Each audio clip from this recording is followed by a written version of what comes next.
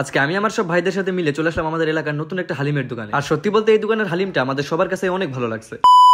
তো বিকালের দিকে পাশা ভাই আমাদের সবাইকে বলতেছিল যে চৌরঙ্গি নতুন একটা হালিমের দোকান দিচ্ছে, চল সবাই মিলে ওইখান থেকে যে হালিম খেয়ে আসি। এখন বড় ভাই যেহেতু বলছে সেটা তো আর মানা করতে পারি না, তাই আর কি আমরা সব ভাইরা মিলে একটা উড়োজাহাজে উঠে 7 সমুদ্র 13 নদী পাড়ি দিয়ে চলে আসলাম সেই দোকানে। আমি পেরেছি, আমি এখন পৃথিবীর সবথেকে ভালো একটা হালিমের দোকানে আসছি।